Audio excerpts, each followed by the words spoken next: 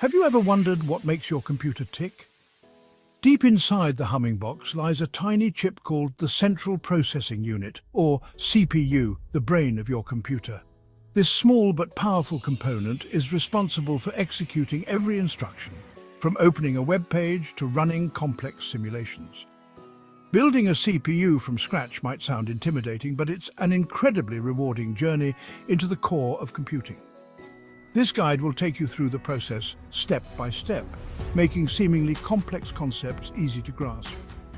Whether you're a seasoned programmer or a curious beginner, this project offers a unique opportunity to understand how computers work at the most fundamental level. Imagine creating something that can process information, make decisions, and control other parts of a system. Building a CPU isn't just about soldering wires and writing code. It's about understanding the logic and principles behind computation. It's about building the foundation upon which all software runs. This journey will empower you to appreciate the intricate workings of the digital world and inspire you to explore further. Building a CPU is like constructing a miniature city. Data flows through circuits like vehicles on roads, controlled by the CPU's instructions, much like traffic lights. This project will demystify the magic behind computers and reveal the elegant simplicity of their design. Get ready to embark on a fascinating adventure of building your very own CPU. Before diving into building a CPU, it's crucial to understand the language it speaks: binary. Computers operate using a system of only two digits, 0 and 1, representing off-and-on states in electronic circuits. These zeros and ones, called bits, are the fundamental units of information in the digital world. Just like letters form words and words form sentences, bits combine to form instructions and data that the CPU understands. Think of a light switch. It can be either on or off, representing 1 or 0. By combining multiple switches, we can represent more complex information. This is analogous to how bits are used in computers. 8 bits grouped together form a byte, which can represent a single character, such as a letter or number. Imagine a series of 8 light switches, each representing a bit in a byte. Different combinations of on and off states represent different characters. This is how computers store and process text, images, and everything else you see on your screen. Learning binary is like learning the alphabet of the computer world. Binary arithmetic, the way computers perform calculations, is surprisingly simple. It involves addition, subtraction, multiplication, and division using only zeros and ones. Mastering binary is the first step towards understanding how a CPU processes information. The architecture of a CPU is like the blueprint of a building. It defines the different components and how they interact with each other. The key components include the arithmetic logic unit, or ALU registers, and the control unit. The ALU performs arithmetic and logical operations, the registers store data temporarily, and the control unit fetches and decodes instructions.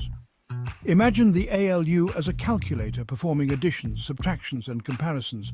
The registers are like small scratch pads where the CPU stores numbers it's currently working with. The control unit acts as the conductor, orchestrating the flow of data and instructions between these components. The instruction set architecture, or ISA, is the language that the CPU understands. It defines the specific instructions that the CPU can execute. Each instruction tells the CPU to perform a specific task, such as adding 2 numbers or moving data from one register to another. The ISA is the bridge between software and hardware. Think of the ISA as a cookbook for the CPU. Each recipe or instruction tells the CPU what ingredients or data to use and how to combine them or operations. Different CPUs have different ISAs, just like different chefs have different recipes. Choosing the right ISA is crucial for designing a functional CPU. Before designing the CPU, we need to define its specifications. This is like deciding the size and features of a house before starting construction. A key decision is the CPU's word size, which determines the amount of data it can process at once. An 8-bit CPU can handle 8 bits at a time, while a 16-bit CPU can handle 16 bits. The complexity of the ISA also needs to be determined. A simpler ISA might have fewer instructions, making the CPU easier to design but less versatile. A more complex ISA provides more flexibility but requires a more intricate design. The choice depends on the intended use of the CPU. Consider the trade-offs between simplicity and functionality. A simpler CPU might be sufficient for controlling a small device, while a more complex CPU is needed for running demanding applications. Defining the specifications is like setting the goals for the project. Just like choosing the number of rooms and the layout of a house, deciding on the CPU's specifications lays the foundation for the entire design process. Careful planning at this stage is crucial for success. Section 5. Designing the architecture building blocks. With the specifications defined, we can start designing the CPU architecture. This involves creating a detailed diagram showing how the different components connect and interact. The ALU, registers and control unit are the building blocks of the CPU, each with its specific role. The ALU design involves choosing the specific arithmetic and logical operations it can perform. The register file design determines the number of registers and their size. The control unit design involves creating the logic that fetches, decodes and executes instructions. Imagine designing the layout of a house, placing rooms strategically and connecting them with hallways. Similarly, designing the CPU architecture involves arranging the components and defining their connections. This stage requires careful planning and attention to detail. The design process involves breaking down the complex task of building a CPU into smaller, manageable steps. Each component is designed individually, and then they are integrated to form the complete CPU. This modular approach simplifies the design and makes it easier to debug. Section 6. Implementation methods, bringing it to life. There are several ways to implement a CPU design, each with its own advantages and disadvantages. Hardware description languages, or HDLs, like VHDL or Verilog, allow for simulating and synthesizing the CPU onto programmable hardware, like FPGAs. This approach offers flexibility and allows for testing the design before physical implementation. Alternatively, a physical implementation using a breadboard and discrete logic chips provides a more hands-on experience. This allows for a deeper understanding of the physical workings of the CPU, but can be more challenging and time-consuming. The choice depends on the builder's experience and resources. Imagine building a house using prefabricated components versus constructing it brick by brick. HDLs are like prefabricated components, allowing for faster construction, while breadboarding is like building with individual bricks, offering more control but requiring more effort. Choosing the right implementation method is crucial for the success of the project. HDLs are ideal for complex designs and rapid prototyping, while breadboarding is suitable for simpler designs and educational purposes. Consider the complexity of the CPU and the available resources when making this decision. Section 7. Building the CPU from design to reality.